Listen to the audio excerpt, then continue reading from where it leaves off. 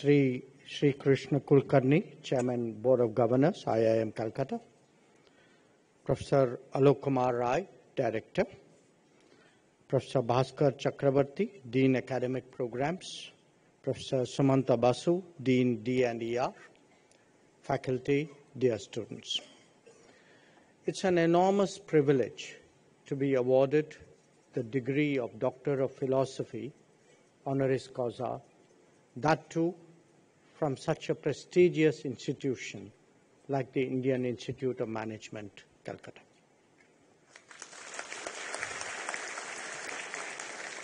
As the first Institute of Management of independent India, IIM Calcutta really has a unique standing. Your Triple Crown accreditations are an attestation of your stature. As for your alumni, and that was a conversation we had yesterday evening, as for your alumni, I readily recall Indra Nui, a friend of many years, TV Narendran, who was my colleague in my brief business career, which was not mentioned in my curriculum vitae with the Tata Group, and Ambassador Ajay Bisaria, who was with me for many years in the Foreign Service. Of course, there are many more who have brought fame to their alma mater. And all of you, I know, will continue to uphold the standards of excellence. Now, my own life has been spent in the study of international relations and the pursuit of diplomacy. This was initially as a student, then for more than 4 decades as a diplomat, briefly, as I said, on the global side of business, and currently as the minister with the responsibility for the conduct of our foreign policy. In the course of this journey, my own understanding of this subject has evolved, and perhaps the sharpest realization is of the intricate connect between national capabilities and external aspirations. This is clearly not rocket science, but the complexity of that linkage and its relationship to policy options is something that is really brought home by experience. It is therefore natural that on an occasion like this, that too at an institution so deeply associated with our economic growth, that this should be the subject of my address. For many decades now, this connect that I have referred to has been conceptually articulated as comprehensive national power, a complex aggregation of multiple dimensions. It is a measure of a country's strength, of its quality of life, and of its ability to shape the world. Some aspects, like military or economic capacities, are more obvious.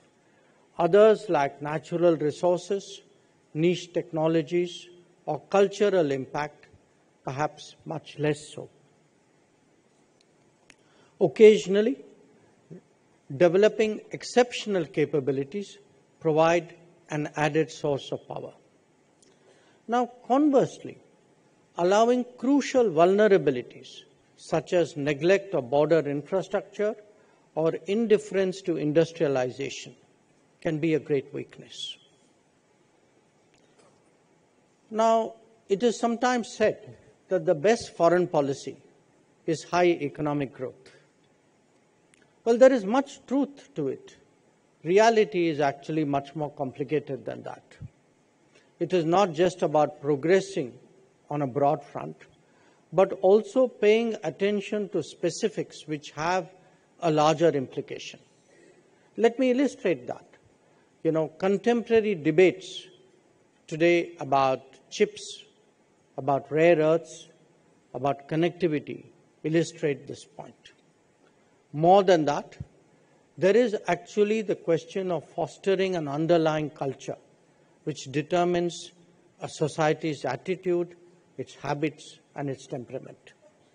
For all the talk about services, it is only by manufacturing that we can actually really appreciate technology, spread an industrial culture, and encourage innovation.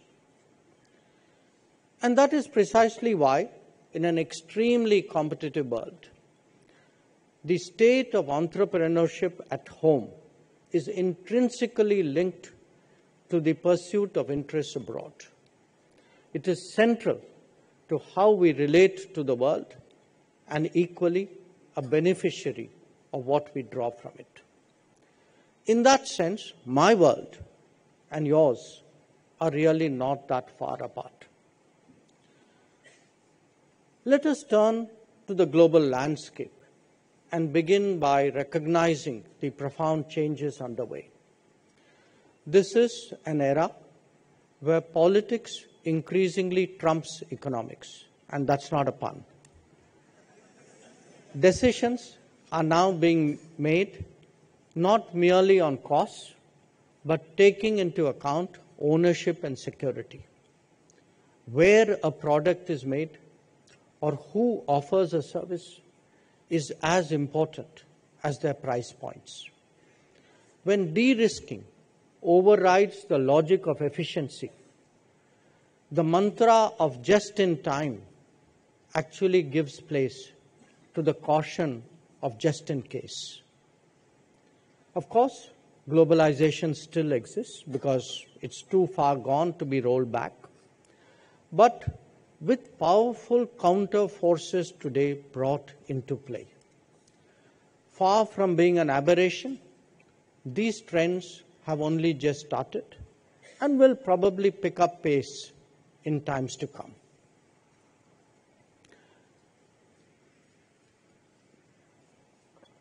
Now let's turn our attention to some key elements of this transformation, which actually make for a less rule-bound and a more fragmented world. The United States, long the underwriter of the contemporary system, has set radically new terms of engagement. Not just that, it is doing so by dealing with countries on a one-on-one basis rather than through regimes. China has long played by its own rules and is now doing so even more. In the ensuing scenario, other nations are unclear on whether their attention should be on the visible competition or the trade-offs and understandings that punctuate them. Faced with such pulls and pressures of globalization, of fragmentation, and of supply insecurity, the rest of the world responds by hedging against all contingencies. Even as it engages the United States and China directly, choices are avoided where feasible, and choices are made when beneficial. Simultaneously, other options between themselves are explored with greater urgency. One sign of that is the uptick in the enthusiasm today for free trade agreements across geographies. Now, while all of this is happening, the global picture is by no means static. Europe and Asia are reassessing their respective strategic predicaments. The very landscape in the Middle East has undergone a transformation. The importance of partnering Africa's growth is more widely recognized. And as distances become less relevant, new opportunities are visualized in Latin America. Now, please also bear in mind that the relative weight of nations in different domains is also undergoing a major change. Whether it is manufacturing, energy, trade, finance, technology, natural resources, connectivity, or mobility, the world is not what it was, say, just a decade ago. A third of global production currently takes place in China. This has put the spotlight on the resilience and reliability of supply chains. conflicts and climate events have added to the possibility of their disruption. When it comes to energy, the US has gone from being a major importer to a significant exporter of fossil fuels. At the same time, China dominates the world of renewables. Where trade is concerned, supply-side risks are aggravated by demand-side uncertainty. The salience of tariff rates to trade prospects has obviously heightened volatility. And as for finance, the prolific application of sanctions, the seizure of assets, and the advent of blockchain-based technologies are today part of the new realities. And what can we say about technology when the mother of all changes, artificial intelligence moving towards artificial general intelligence, is at our very doorstep? Understandably, it has a direct impact on the competition for natural resources, especially rare earths and critical minerals. Now, even as these developments unfold, we are revisiting history by reinventing connectivity.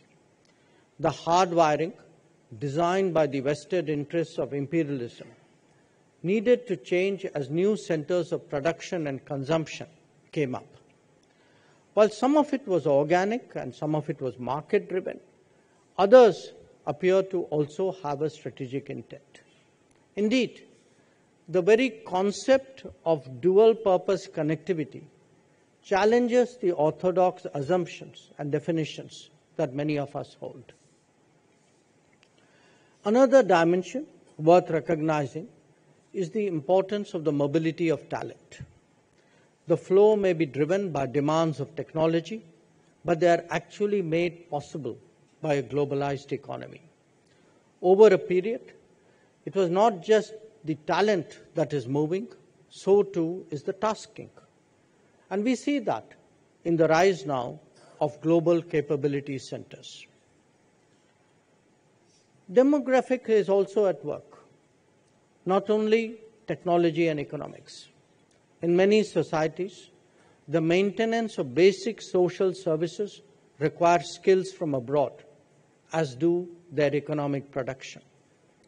The cumulative result is the need today to prepare for a global workforce.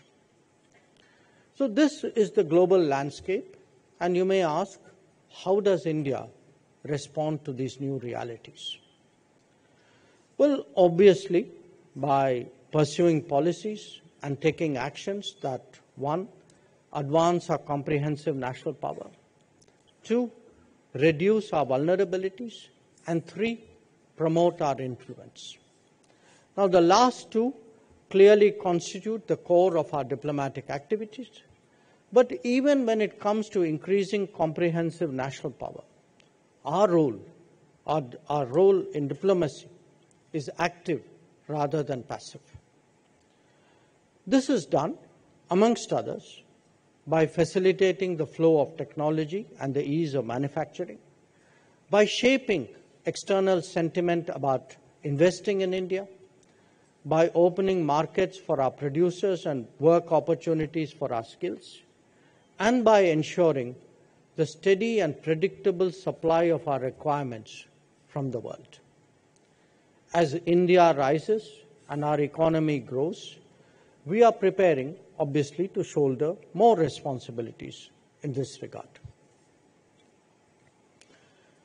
A major power, that too one with higher aspirations like us, must have a significant industrial base.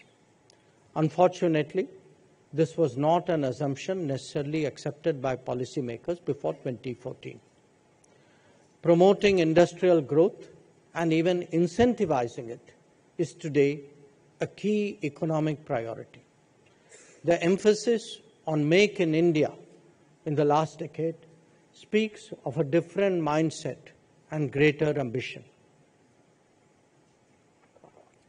For its full potential to be realized, industry has to wholeheartedly partner and look beyond the short term. It must help build the domestic supply chain even as we seek to participate more in the global one. As it strikes roots, Make in India is strengthened by Research in India, Innovate in India, and Design in India.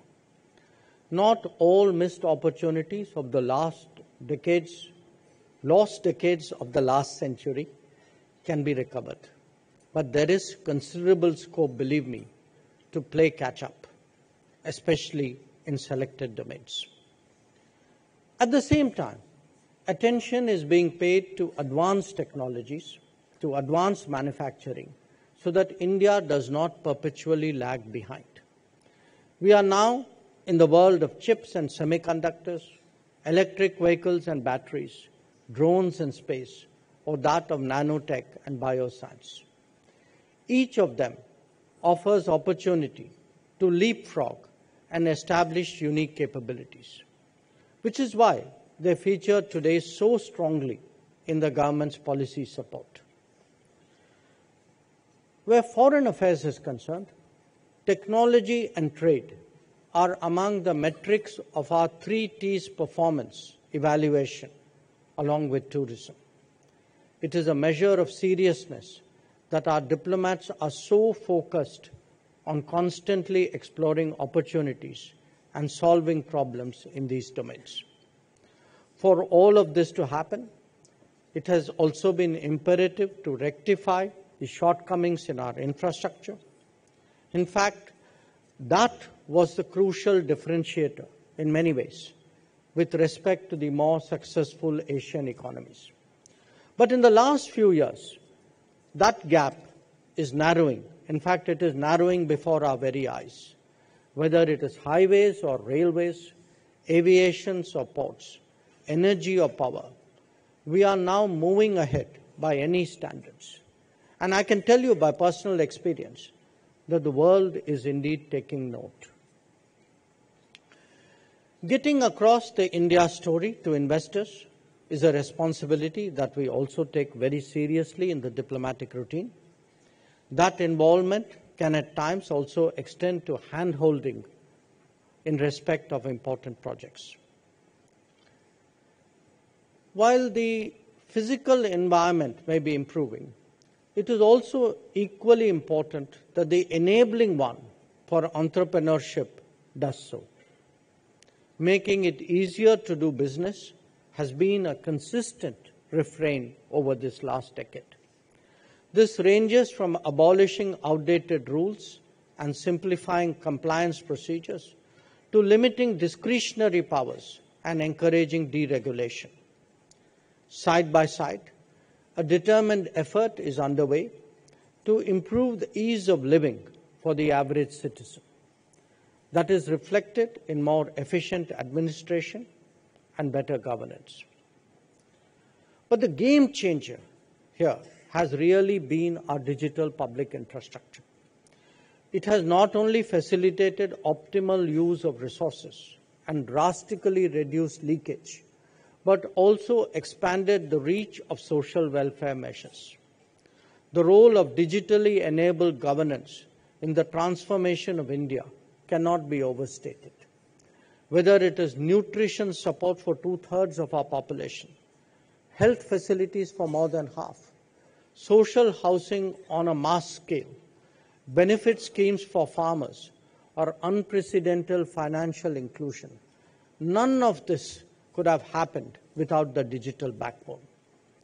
Significantly, our achievements in this sector are gaining increasing recognition abroad. We have started actually partnering with the Global South on similar initiatives. A crucial consequence of these developments has been the human resources sector, which is at last getting the attention that it has long deserved. It starts at the bottom of the pyramid, where there is far more effective delivery of basic needs, including nutrition, health, housing, and connectivity. As literacy and education rates in our society improve, there are direct implications for the quality of our workforce. Educational institutions have actually doubled in the last decade, But there is obviously much more work to be done. Skills enhancement has also become a focus in itself, both as policy and on the ground. Whether it is skills or educations, there is much to be gained by international collaboration, as in fact the history of this very institution can testify.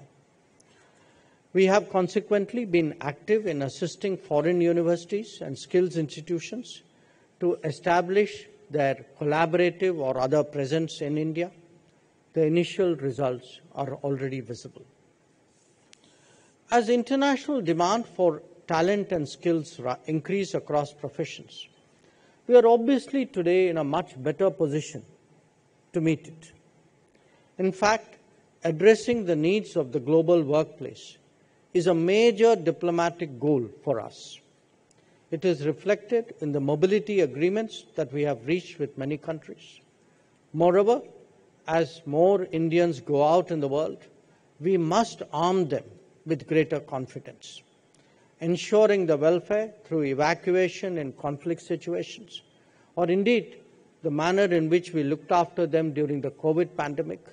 These send a very strong message to our citizens who go out in the world.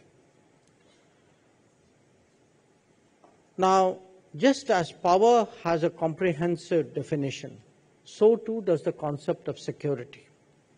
Nations, again I stress, especially the large ones, need to be reassured when it comes to energy security, food security, health security, or for that matter even fertilizer security. That means ensuring the smooth working of supply chains and negotiating long-term arrangements and understandings. The COVID pandemic tested us in that regard when it came to vaccines, just as the Ukraine conflict impacted our energy access. By securing vaccine ingredients and accessing additional energy and fertilizer sources, we actually demonstrated that a responsive foreign policy can indeed deliver for every citizen. In an uncertain world, it is all the more important that we continuously diversify supply sources to ensure, to actually guarantee our national needs. With these considerations in mind, we are today endeavoring to forge new trade arrangements and promote fresh connectivity initiatives. While they certainly represent key facets of our policy priorities, it also speaks for the importance that the world attaches to ties with India. As we ascend the global economic hierarchy, the case for them will only get stronger. These exercises have long-term repercussions and therefore need to be embarked upon with great judiciousness. When it comes to trade, we will naturally be guided by our people-centric vision, just as our connectivity plans will be by strategic as well as economic considerations. Among the methods of promoting India abroad is through extending lines of credit and offering grant assistance.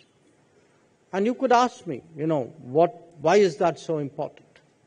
So I would like to share with you, because this is a core activity of my ministry, that many projects that have resulted from these efforts, in our neighborhood especially, have been crucial for connectivity with our partners. There are other instances where such support has helped to introduce Indian companies and their products to new markets. And not least, as our own capabilities have forged ahead in domains like power grids, water infrastructure, highway building, or railways, we have actually been able to offer cost-effective solutions abroad. Showcasing this new India is very much at the center of the diplomatic mandate. The link between national development and foreign policy will only get deeper as the world globalizes and as we all embrace technology. To a considerable extent, our prospects must take into account access abroad, whether to markets, to resources, to technologies, or even to work opportunities. At the same time, some of our solutions emerge through collaborations with global partners. They hold the potential of leapfrogging our growth in many domains. In a competitive environment, our well-being and progress are best assured by creating a benevolent external environment that involves understandings and calculations as they do give and take, which are what diplomacy is all about. At one level, we have to optimize our positioning vis-à-vis key global players and regions. Agenda-based smaller groups are also being created. At another, stronger linkages need to be nurtured with our immediate and with our extended neighborhood. And as we plan for Viksit Bharat in 2047, the goal of foreign policy is to steadily expand our footprint beyond its current confines. The solidarity that we have built up with the Global South creates a basis for doing so. As India develops, the world will definitely seek to engage us more intensively. While the key to our future lies in growth and modernization, a civilizational state must also draw on its history and culture. Technology and tradition must march together. Indeed, one reinforces the other. It is therefore essential that we think through the challenges ahead for ourselves rather than seek to emulate the models of others. We will be most competitive, friends. We will be most competitive when we find solutions that resonate with who we are. At the end of the day, Atmanirbhar Bharat is a mindset that a confident society will apply to every domain. And as we do so increasingly at home, I can assure you today that it will empower our diplomacy abroad. So with those words, once again, let me thank IIM Calcutta for this enormous honor. Let me thank you all for joining me today. And I can only say that for me, it's a matter of enormous pride to be part of your alumni. Thank you very much. Jai Hind, Jai Bharat.